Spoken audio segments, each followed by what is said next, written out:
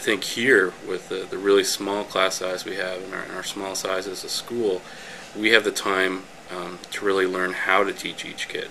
We have the time to figure out how each kid learns best, to design work for that student, and to try to figure out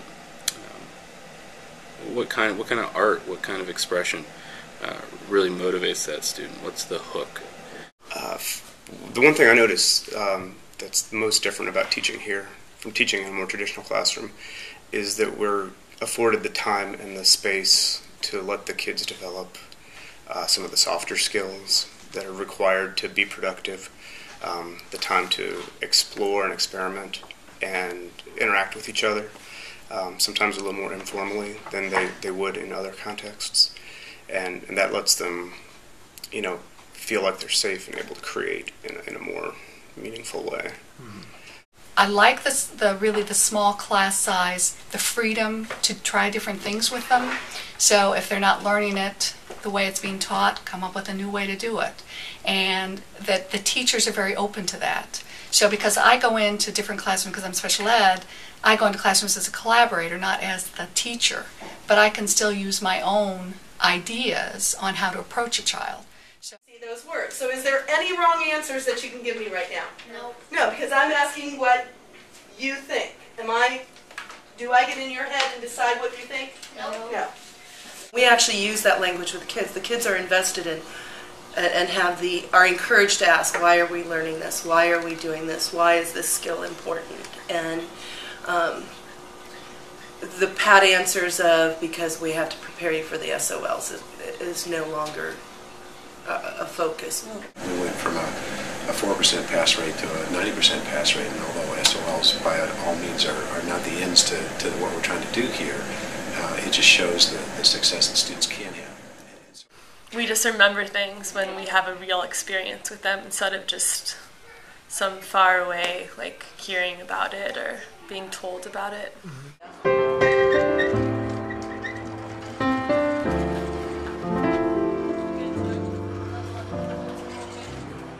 Probably the first thing that comes to mind is there are students that don't accept the traditional way of doing things.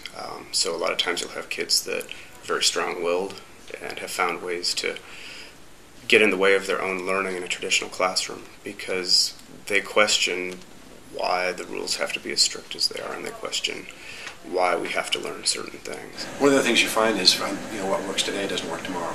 The same student, same situation, but they have so much baggage that they come with and issues that they come with that you really have to be prepared to shift and go and change directions and come back to and let that frustration go. That these kids feel really safe and comfortable here, so they're willing to fail and they're willing to take some risks. It takes a while sometimes to get them to that point, but what's neat is to see them take that risk, and when they fail, it's like, hey, okay, we'll just try something new, and they don't, fall apart about it because they realize that they've got a lot of different chances here, and it's not this, that they can fail, and we'll help them get back on their feet and try something new. So our students are struggling. They're at risk for being completely disengaged with school for a variety of reasons. But they're all learning all the time. They're all very curious, and they're waiting for that connection to be made.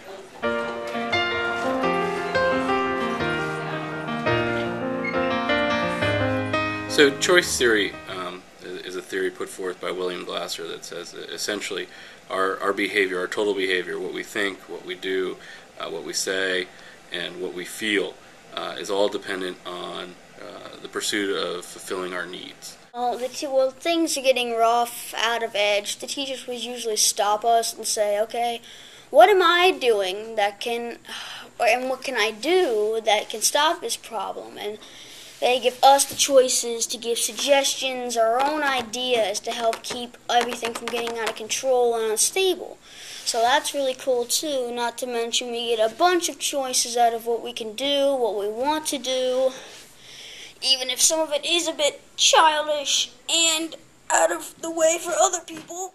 We try to get the student to articulate what it is he or she could be doing for him or herself to make things better in the classroom. It's very much a partnership. Choice theory helps us frame teaching and learning as a partnership here. Classroom management skills my classroom management skills are still very strong. My focus, however, is managing the classroom, not the kids. In sort of letting that mantra being that I can only control my behavior, I can't control another child's behavior, I can offer choices up to that child, I can help that child recognize what the choices are that are available and what the consequences or what the outcomes, and that's even a more positive word, I think, what the outcomes of those choices might be. And then stepping back and let the kid address it. The benefit is really the same for both the students and the teachers, which is that it starts to help the students internalize their choices and their behavior, and give them some ownership of how they're going to participate in class. As a teacher, it helps me be on the same side, the student's advocate, and be on the same side of the desk as them, rather than kind of being their opponent and the person that they're having to go up against. And at first, it's very difficult for them to self-direct the choices, but they'll start looking at other kids and saying, it probably was not the best choice for you to make.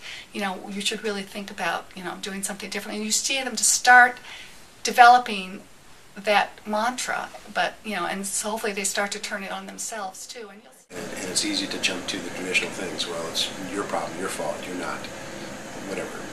And when you give that up and you set that aside and you look for, well, it might be them, it might be me, it might be the way the instruction is designed. When you start to ask those questions of yourself, you're going to see much greater results. And so building those relationships is a lot about what Choices is about, so that when you do hit those points of frustration, when you hear the stories that they come with or the emotions that they might bring, there's a greater level of empathy and understanding and a real search for what will work.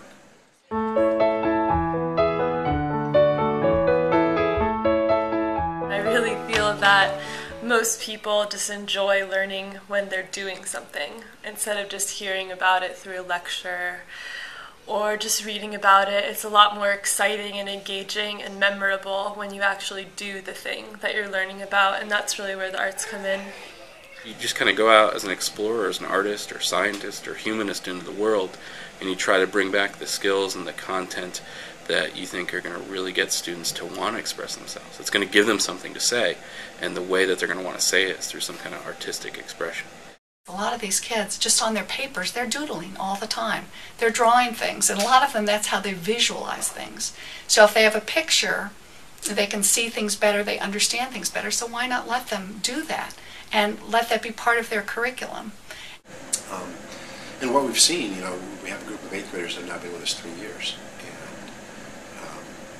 And are they ready to go out and challenge and take the world on? No, not yet. But what a difference from day one until now. You can see the students have really turned on and turned a corner, if you will, of learning activities that they're willing to pursue. And these are students who have never had success in school, they've never passed a exam. Resistance is primary for them. If I've been beat over the head so many times, why would I put myself out there? Their first reaction to most things is, I'm not going to, I don't want to. I'm not going to risk that failure. Now, they don't articulate it that way, but that's what their actions and behaviors do.